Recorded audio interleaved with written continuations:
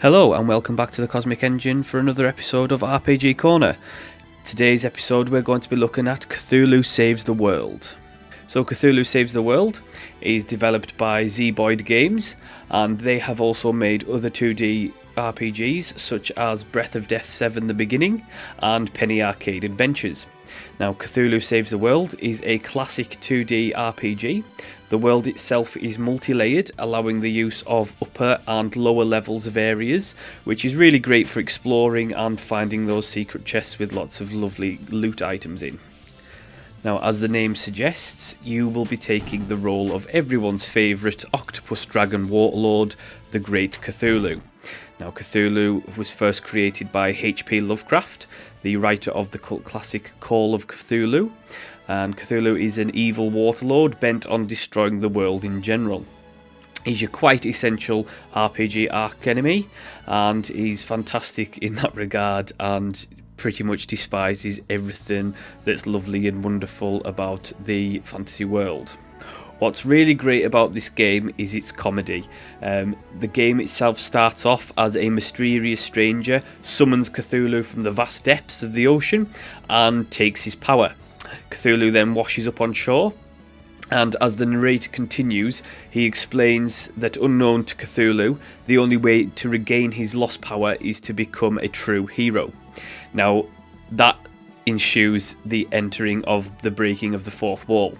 Cthulhu then remarks that he's overheard the narrator explaining to the player, and then vows to regain his lost power by becoming a true hero. The breaking of the fourth wall in the game is fantastic. It allows for some really funny dialogue between Cthulhu and the narrator, and it often throws comments towards the player themselves.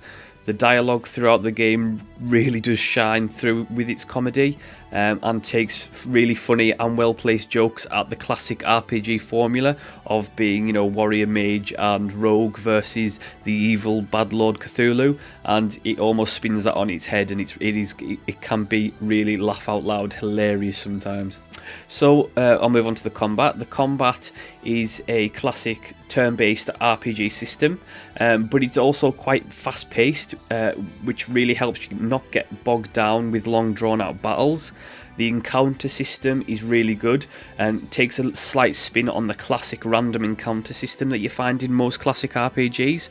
What it does is each area in the game has a set amount of random encounters, giving you enough random battles to level up to a point where you can move on, and the game isn't making you underpowered or overpowered.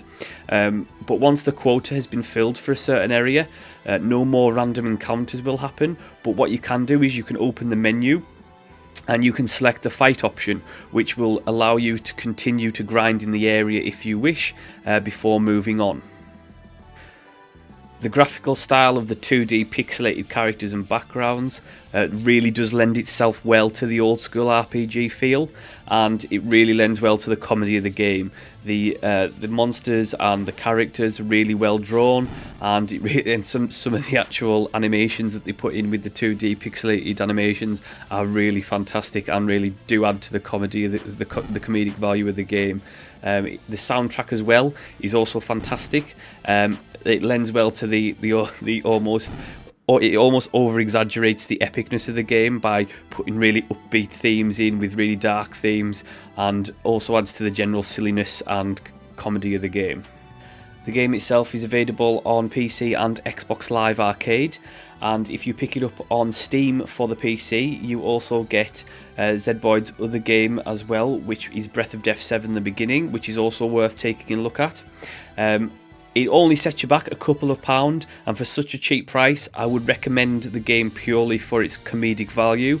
But if you are looking for that old school classic RPG fix, then it's really one for your collection. It is really fantastic, and I definitely recommend picking it up. It has some real fantastic dialogue, some real good writing. The story overall, really, it won't blow you away or anything like that, but it is a real fun playthrough and a nice twist on the classic RPG formula. So, and as always, thank you so much for watching. Thanks very much for listening as well. Do hit the subscribe button, do hit the like button, do leave a comment if you wish, and I'll see you next time.